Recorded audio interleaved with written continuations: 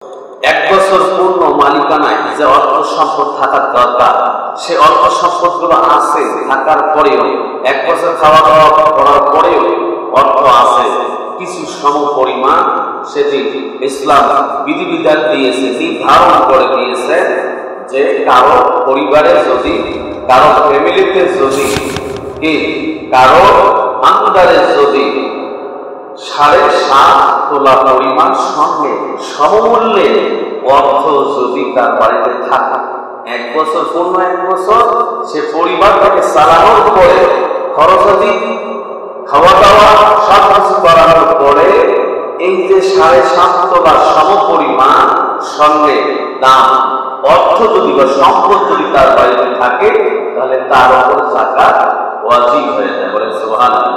তার উপর যাকাত ওয়াজিব, আবশ্যক, কর্তব্য, তাকে যাকাত দিতে হবে।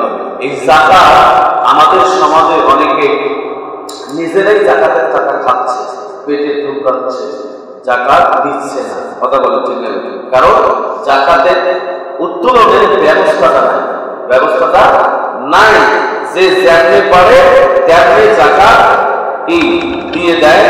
কেউ যাকাতের নামে লুঙ্গি, কেউ যাকাতের নামে শাড়ি, কেউ যাকাতের নামে সেমাই, কেউ যাকাতের নামে সিঁড়ি, কেউ যাকাতের নামে মাদ্রাসায় কিছু টাকা, কেউ যাকাতের নামে মসজিদে কিছু টাকা, কেউ যাকাতের নামে মিসকিনদেরকে কিছু টাকা দিয়ে দেয়, হয়ে গেল যাকাত। ওরা মনে করে ওটাই। কথা বলে, কিন্তু আল্লাহ এবং আল্লাহর নবীর বিধান অনুযায়ী আমরা পাই যে যাকাত তাদেরকে কিছু ফাংশনের মাধ্যমে তাকে দিতে হবে। কাকে কাকে যাকাত দিতে হবে, তার উপর যাকাত খরচ করলে যাকাতটা কারে কারে দিতে হবে, কোন জায়গায় যাকাতটা দিতে হবে। অনেক মানুষ প্রশ্ন করে থাকে, হুজুর পরিবারে এই 7.5 তোলা স্বর্ণ তার আছে, এটার উপর কি যাকাত দেওয়া লাগবে? প্রশ্ন করে না? অনেক মানুষ ফতোয়া দেয়, অনেক হুজুরেরা অনেক সময় নিজে মন করা কিছু ফতোয়া দিয়ে থাকে।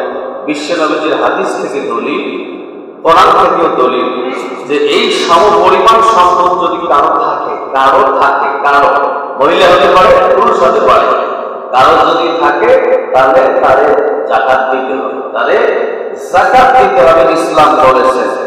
কোন মহিলার যদি 7.5 তোলা সম পরিমাণ সঙ্গে সমমূল্যের সম্পদ, কিংবা 52 তোলা রূপা সম পরিমাণ সম্পদ যদি কারো বাড়িতে থাকে বা কারো কাছে থাকে, পূর্ণ এক বছর থেকে আছে, সমানভাবে খাওয়া দাওয়া করেছে, কোনো সমস্যা নাই, পরিবারকে চালাইছে, কোনো সমস্যা নেই, হ্যাঁ অবশ্যই তারে যাকাত দিতে হবে। ওই স্বর্ণেরও তারে যাকাত দিতে হবে। আমরা জানি যে হুজুর 7.5 তোলা স্বর্ণে সমান মূল্য কত হয়, এটা অনেকে না জেনে কয় না, আমার তো হয়নি। 7.5 তোলা স্বর্ণের হিসাব আমি কালকে একটা নিজে হিসাব করেছি, যে স্বর্ণের দাম হিসাবে কারো পরিবারে যদি 5 থেকে 7 লাখ টাকার মধ্যে যদি পূর্ণ এক বছর তার কাছে জমা থাকে, খাওয়া দাওয়া করার পর অবশিষ্ট থাকলো, ওই টাকাটারে তারে যাকাত দিতে। সুবহানাল্লাহ। যাকাত দিলে কি হবে? অর্থটা বৃদ্ধি পাবে। অর্থটা কিভাবে বৃদ্ধি পাবে? যাকাত শব্দের আবিধানিক অর্থ হলো নামাবু, মানে বৃদ্ধি করা। কি করা?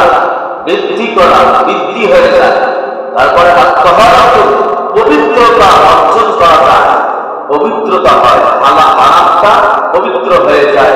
অর্থাৎ যাকাত দিলে মালটা হালাল হয়ে যায়, আর যাকাত না দিলে ধন সম্পদটা হারাম হয়ে যায়। কি হয়ে যায়? হারাম হয়ে যায়। এটাই বলা হয়েছে যে যাকাতের সংজ্ঞা। ফিকাহ পরিভাষায় ফিকাহ বিজ্ঞান বলেছেন যে যাকাত হচ্ছে একটা আর্থিক ইবাদত। কি ইবাদত? আর্থিক ইবাদত। যাকাত হচ্ছে একটা আর্থিক ইবাদত। আবার শারীরিক ইবাদত আছে না নাই?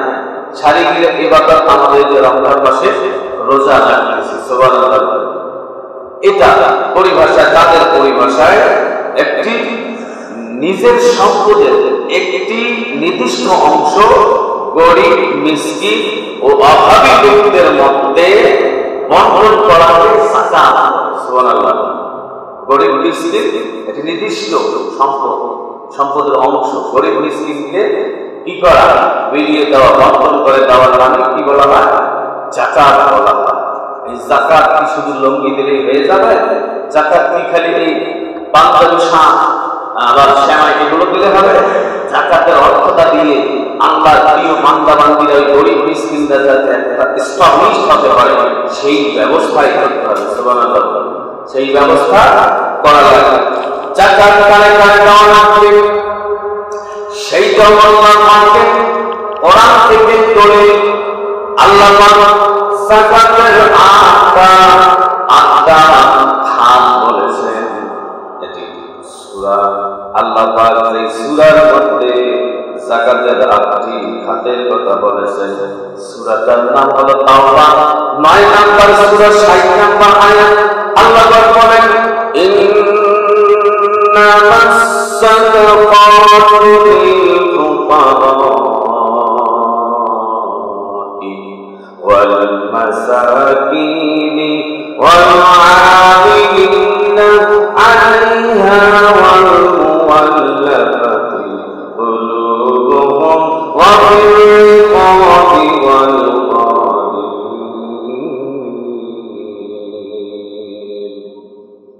وفي سبيل الله وابن السبيل فريضة من الله